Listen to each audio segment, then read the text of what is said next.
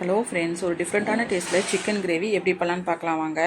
ஒரு மிக்ஸி ஜாரில் 4 புதினா இலையை போட்டுக்கலாங்க. ஒரு பெரிய வெங்காயத்தை கட் பண்ணி போட்டுக்கிறேன். அதுக்கப்புறம் பார்த்தீங்கன்னா 1/2 டீஸ்பூன் சீரகம் போட்டுக்கலாங்க.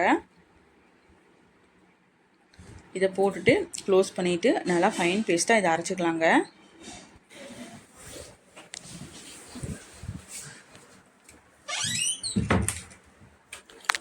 பார்த்தீங்கன்னா இப்போ இது நல்லா அரைச்சி எடுத்தாச்சு. நான் வந்து மண் சட்டி தான் வச்சுக்கிறேன். அதில் வந்து கொஞ்சம் 4 டீஸ்பூன் எண்ணெய் சேர்த்துக்கலாங்க. இது நல்லா எண்ணெய் காஞ்சவுடனே 1/2 டீஸ்பூன் சோம்பு, 2 பட்டை, 2 ஏலக்காய், 2 கிராம்பு போட்டுக்கலாம். பொரிஞ்சவுடனே இதை பார்த்தீங்கன்னா அரைச்சி வச்சுக்கிற பேஸ்ட் எடுத்து அதில் போட்டுக்கலாங்க. இதை நல்லா வதக்கிக்கலாம். நல்லா எண்ணெய் பிரிஞ்சு வர வரைக்கும் இதை கொஞ்சம் நல்லா வதக்கிக்கலாம் கொஞ்சம் நேரம்.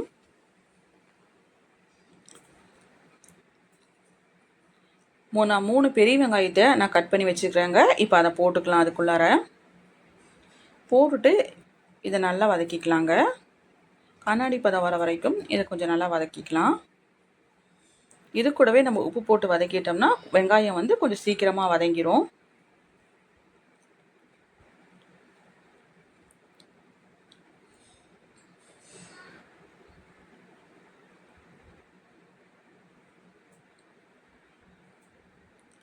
நான் 3 தக்காளியை கட் பண்ணி வச்சுக்கிறேங்க. இப்போ அதில் போட்டுக்கலாம். போட்டுட்டு இதையும் நல்லா வதக்கிக்கலாம். நான் வந்து சிக்கன் வந்து 1.25 கிலோ எடுத்துக்கிறேங்க. அதை நல்லா வாஷ் பண்ணி வச்சுக்கிறேன். அதுக்கு தகுந்த மாதிரி இஞ்சி பூண்டு பேஸ்ட்டு 3 டீஸ்பூன் போட்டுக்கலாம். கொஞ்சம் நல்லா பச்சை வாசம் போகிற வரைக்கும் இதை நல்லா வதக்கிக்கலாம். 2 டீஸ்பூன் மிளகாத்தூள் எடுத்துக்கிறேங்க. அதை போட்டுக்கலாம். 3 டீஸ்பூன் மல்லித்தூள், அதுக்கு கூடவே 1/2 டீஸ்பூன் மஞ்சத்தூள் அதையும் போட்டுக்கலாம். சிக்கன் மசாலா 3 டீஸ்பூன் அதையும் போட்டுட்டு இதை நல்லா வதக்கிக்கலாம். இப்போது நல்லா மிளகாத்தூள் வாசம், இஞ்சி பூண்டு வாசம் எல்லாமே போகிற வரைக்கும் லோ ஃப்ளேமில் வச்சு இதை நல்லா வதக்கிக்கலாம். இந்த கிரேவி பார்த்தீங்கன்னா சாம்பார் சாதத்துக்கெல்லாம் ரொம்பவே சூப்பராக இருக்கும். சைடிஷாக, ரசத்துக்கு, அதுக்கப்புறம் சப்பாத்தி, தோசைக்கெலாம் ரொம்பவே அருமையாக இருக்குங்க. ஒரு டிஃப்ரெண்ட்டான டேஸ்ட்டில் இருக்கும். மறக்காமல் ட்ரை பண்ணி பாருங்கள். இப்போ பார்த்தீங்கன்னா இது நல்லா வதக்கியாச்சுங்க.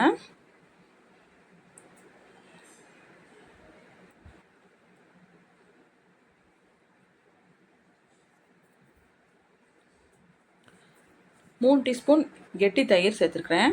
அதையும் சேர்த்துக்கலாம். இது நல்லா மிக்ஸ் பண்ணிக்கலாம். இப்போது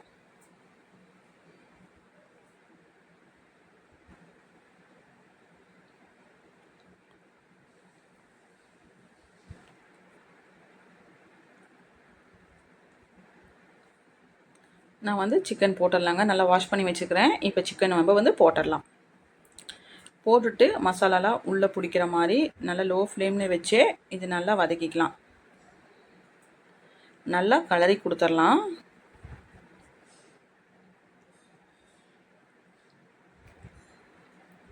பார்த்தீங்கன்னா இந்த மாதிரி நல்லா கலரி கொடுத்துடலாம்.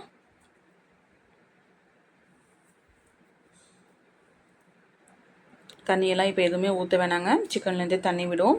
நம்ம வந்து ஒரு 2 நிமிஷம் கழித்து நம்ம தண்ணி சேர்த்துக்கலாம். இப்போ க்ளோஸ் பண்ணி வச்சிடலாங்க. இப்போ பார்த்தீங்கன்னா நம்ம தண்ணி ஊற்றாமையே இதில் தண்ணி வந்து விட்டுருக்குது. மறுபடியும் நம்ம வந்து ஒரு கலரி விட்டுடலாம்.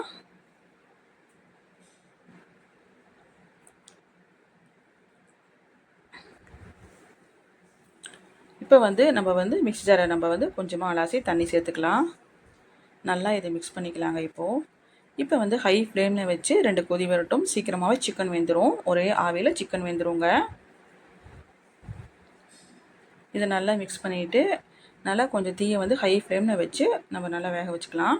க்ளோஸ் பண்ணி வச்சிடலாம். இப்போ பார்த்தீங்கன்னா நல்லா கொதி வந்துருச்சு. நல்லா கலரி கொடுத்துடலாங்க. சீக்கிரமாக பத்து பிடிச்சிரும். அதனால் கலரி கொடுத்துடலாம்.